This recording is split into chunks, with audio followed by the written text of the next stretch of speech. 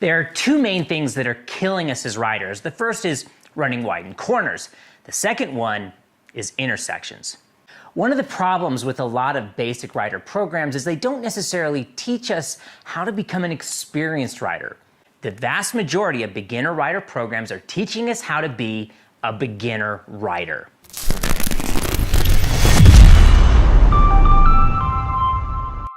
Now, we all got to start somewhere, right? And basic rider programs serve an extremely important purpose, but we need to realize that basic rider courses are just that. They are very basic, and they help us become familiar with the basics of riding a motorcycle.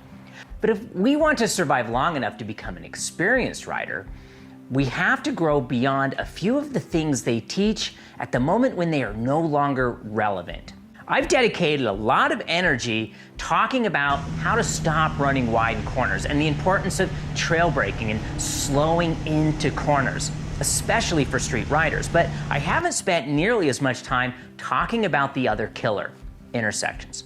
Look, in America, every week, almost 100 of us are killed in fatal accidents. And a big chunk of those fatalities, over 30%, occur in an intersection. What's interesting about the intersection data is that it's not necessarily four-way stops and stoplights where we're getting tagged. It's uncontrolled intersections. An uncontrolled intersection doesn't have any traffic control system to help determine the right-of-way, such as stop signs or yield signs, pavement markings, traffic lights, or whatever else. Think of driveways and parking lots, most neighborhoods and most surface streets, and even rural side roads and what have you.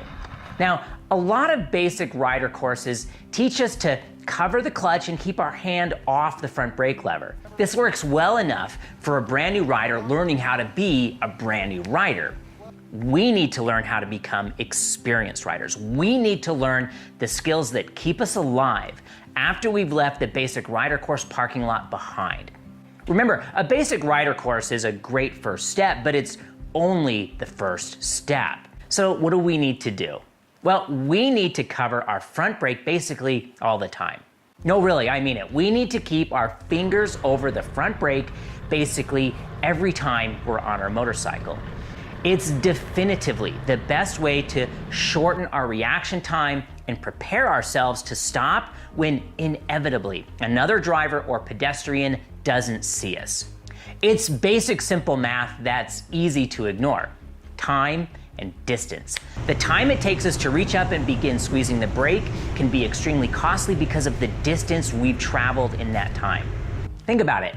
The reaction time to reach the front brake is literally when we're traveling the fastest, before we've even touched the brakes. In those emergency situations, every millisecond and every meter matters. We need to be ready to start squeezing that front brake, not in 4 or 6 bike lengths, but right now. The struggle most of us will face is reactively stabbing the brake, those knee-jerk reactions to unexpected stimuli, right? No matter how urgently we need to go to the brakes, we can't hit the brakes. Even if we have ABS, we've got to always ease into the front brake. Now, most every proficient rider has learned the critical importance of covering the brake, and they manage to do so without stabbing at it every time something unexpected jumps out in front of them. Experienced riders understand that the first 5% of squeezing the front brake is the most important part, and it must be done smoothly, no matter the urgency. The question is, how do we get there? We want to put our hand on the throttle like this. Our first 2 fingers go here, like this. These 2 fingers go around the throttle tube like this. Obviously, this isn't the only way to cover the brake, but this is the preferred method used by the overwhelming majority of professional riders. Sure, some do this, and some do this, and the really crazy bastards do this, but we're going to stick with doing it like this. To fully understand why this is the preferred method, here's a quick anatomy lesson. Our hand is comprised of 2 basic parts. The radius, which is the big bone, the radial nerve. Well, they control the thumb, pointy, and middle finger. And then there's the ulna, that's the small bone in our arm. And there's also the ulnar nerve. They control the ring and pinky finger. It's Part of why your ring and pinky finger like to hang out together all the time, right? So the challenge we have as motorcyclists is we're asking a lot of our right hand. We are asking for power grip, using our large flexor muscles, the muscles in our forearm, to hold on and really squeeze the brake. But we also need precision grip, using our smaller intrinsic muscles, the muscle mostly in the palm of our hand, to precisely control the throttle and precisely squeeze and release our brakes. Understanding that our hand is effectively two parts is a big reason why the preferred method to use our throttle hand is to allow each half of our hand to work mostly on its own. The radial half mostly manages the brake, precise brake lever adjustments, and powerful brake squeezing. The ulnar half mostly manages the throttle, precise throttle adjustments, and power holding on to the handlebars. Cool, so from now on and forevermore, this is how we're going to ride everywhere we go. As we roll off the throttle, our hand simply begins gently squeezing that front brake lever. Now for the hard part. How do we get to the point where we don't panic stab the brake? We do that with our eyes, our head, our mind, and our brain. I'm sure we've all been told to keep our eyes up, but that's a terribly oversimplified explanation. Yes, we need to keep our eyes up. Looking further ahead is how we slow down time and give ourselves more options. But more than just that, we need to be actively scanning the world around us. That means not only looking way up, but glancing down at the road surface and scanning the sides of the road for potential hazards. Our head is always moving. Our eyes like to stay centered in our eye sockets, so we help our eyes do all that scanning by actively turning our head and pointing our chin at what we are looking at. Fighter pilots scan in a figure-8 pattern. Scott Russell, Mr. Daytona himself, says his eyes are a paint roller, up and down, up and down, up and down, over and over. Then our mind is in overdrive, trying to identify everything. And at the same time, our brain is planning for the next thing we gotta do, like the next turn or stopping at the next stoplight or whatever. But back to the question at hand.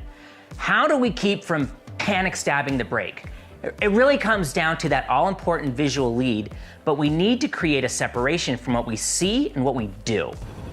Just like we had to learn patience to release the clutch slowly to get the motorcycle moving, we need to do the exact same thing with our front brake lever. The absolute, without a doubt, no question, most important part of our brake lever is the first 5% of how we squeeze it and the last 5% of how it's released. The middle part, the power part, the large flexor muscles, that's pretty easy, all things considered. What we're talking about today is specifically the first 5%. This should set the tone for all of our interactions with the motorcycle. Let the weight move forward to the front tire and expand the contact patch, which gives us more grip and allows for more braking. But it also feels nice and controlled. Everything we're doing on the motorcycle is to communicate what we want to do and how we want it done. Which of these two scenarios would you react to better? Option 1, someone comes into your office, tells you very calmly that there may be a problem, and asks you to head outside until they can sort it out. Option 2, someone kicks in your door, screaming the building is on fire and we have to get out now or we're all going to die. Same message, two vastly different outcomes based on the initial inputs. Remember guys, as my coach in the Yamaha Champions Riding School so elegantly said, we are not to be afraid of our controls. We are not to be afraid of our front brake. We need to be afraid of abruptness. Abruptness is what gets us. Now it's your turn. This has to be practiced. So just sitting on your bike in the garage or on your next ride, get those fingers over the front brake. Put the pads of your fingers right here on the lever. If the lever isn't in the correct place, you should be able to adjust it either by turning this knob like this or this knob like this. If your brake lever doesn't have adjustments, there are lots of aftermarket levers that are adjustable. Put the brake lever where your fingers comfortably rest in roughly this position. Head on over to an empty road or an empty parking lot and practice. As we roll off the throttle, we begin gently squeezing. Focus a lot on that first 5% of braking and that last 5% as the brake is released. Create pretend emergencies in your head where you have to start braking right now, but focus on the first 5% or precision before moving into the power squeeze. Listen, guys, we have to stop dying in intersections. We have to be ever vigilant and always be prepared to go to the brakes right now. We can't afford to wait those 2 seconds to get our fingers off the throttle tube and out and over the brake lever and then begin squeezing. We need to be ready to squeeze right now. No more of this. Don't be ham-fisted. This is not a ham. We have to stop doing this and do this instead. This for world peace, my moto brothers and sisters. So, do you already cover the front brake? What were some of the techniques or things you used to help you get proficient at it? Or are you struggling with this technique? Let me know in the comments. Let's see what we can do to help you out. Guys, thanks so much for watching. Ride on and ride well.